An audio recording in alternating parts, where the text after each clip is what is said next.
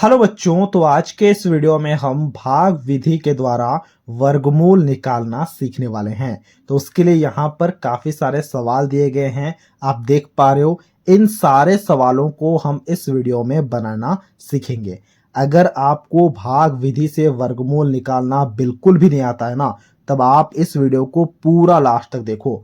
पूरा लास्ट तक देखते ही आपको भाग विधि से वर्गमूल निकालना काफी अच्छी तरह से आ जाएगा। तो सबसे पहला सवाल है 225 और इसके ऊपर में रूट लगा है, यानी कि हमें 225 का वर्गमूल निकालना है।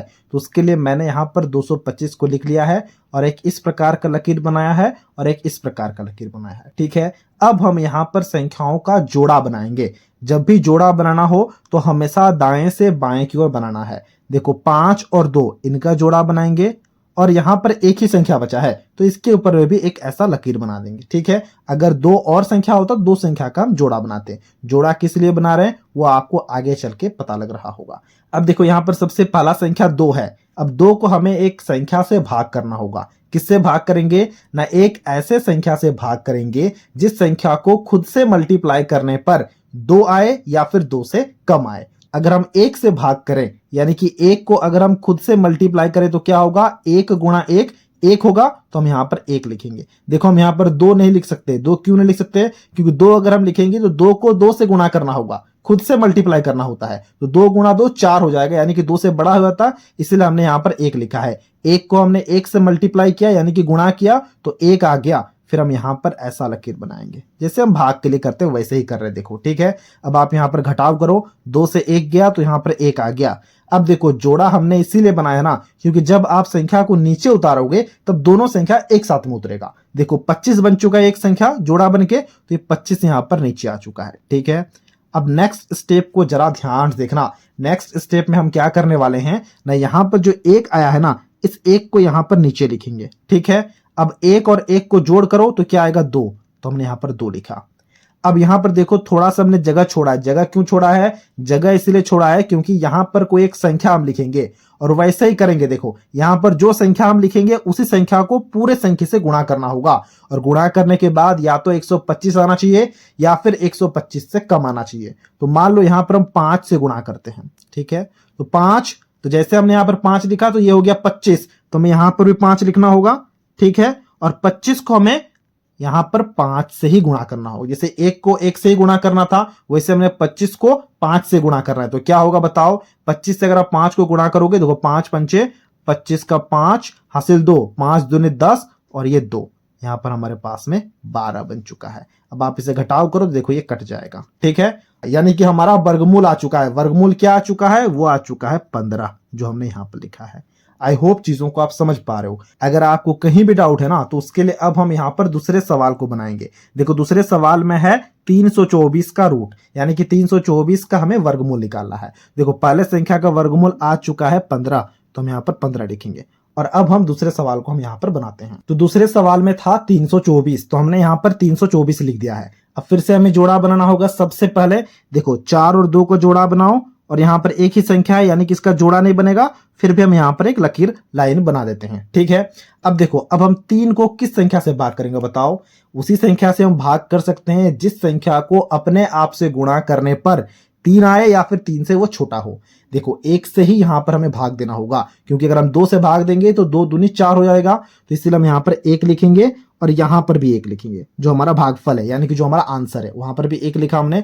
तो 1 गुणा 1 क्या होगा, 1 ही होगा। फिर हमें यहां पर घटाना है, तो हम यहां पर क्या करेंगे, घटाव करेंगे। 3 से 1 गया तो ये 2 आ जाएगा। फिर हमें यहां पर नीचे उतारना है दोनों संख्याओं को, क्योंकि जोड़ा लगा है, तो ये आ गया 224। फिर देखो यहां पर 1 है, यहां पर 1 है, यानी कि यहां पर भी 1 लिखना होगा और इसे जोड़ करके यहां पर लिखना हो जाएगा।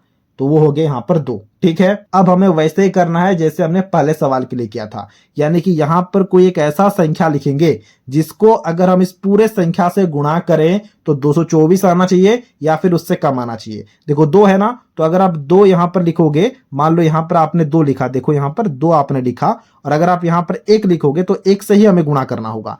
गुणा करो क्या आएगा, 1 1 कम 1 और 1 दूनी 2, 21 आएगा। लेकिन 21 से तो काम नहीं चलेगा, 224 चाहिए। तो इसीलिए अगर आप इसे 8 से गुणा करोगे ना, यानी कि यहाँ पर 8 लिखोगे और इस पूरे 28 को 8 से गुणा करोगे तो 224 से आएगा। क्योंकि यहाँ पर हमने 8 लिखा तो यहाँ पर भी हमें 8 लिखना होगा। ठीक है, तो 28 को अगर आप 8 से गुणा करोगे तो वो आ जाएगा 224। ये मैंने पहले ही गुणा करके देख लिया है। देखो ये कट गया तो हमारे पास में आंसर क्या है, आंसर आया है 18। तो हम यहाँ पर लिखेंगे कि जो भी हमारा आंसर था क्या,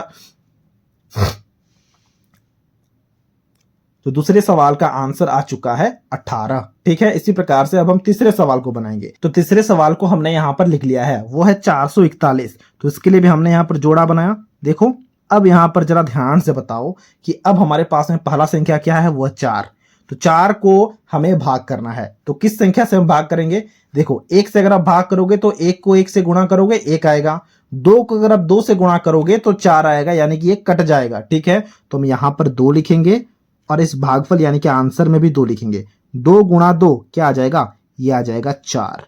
ठीक है, तो चलो घटाव करो, जैसे आप घटाव करोगे तो ये कट जाएगा और हमें 41 को नीचे उतारना होगा, तो हमने 41 को नीचे उतारा। वैसे हमने इस 2 को यहां पर लिखना है तो ये क्या आ जाएगा, 2 + 2 यानी कि 4।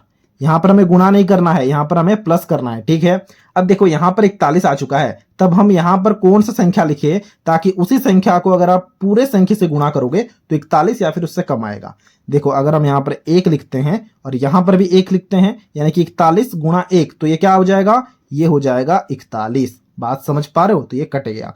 देख रहे हो यहां पर हमने 1 लिखा है तो इस 1 को यहां पर भी लिखना है, वो हमें नहीं भूलना है। यानी कि इसका आंसर क्या आ चुका है, इसका आंसर आ चुका है 21। बात समझ पा रहे हो, यानी कि 441 का वर्गमूल हो गया 21। तो हम यहां पर ऐसे भी लिख सकते हैं सारे संख्याओं के लिए, यानी कि सारे सवालों के लिए यहां पर आप रूट बना सकते हो जो भी यहां पर संख्या दिया गया उसका, और ऐसा आंसर में लिख सकते हो। 21 आ चुका है, तो ये आ चुका है हमारा फाइनल आंसर। अब इसी प्रकार से अभी आपके लिए एक सवाल होगा जिसे अभी आपको खुद से बनाना है और इसके आंसर को हमसे कमेंट बॉक्स में शेयर करना है। सवाल क्या है, सवाल है सवाल नंबर 4, जहां पर आपको वर्गमूल निकालना है 625 का।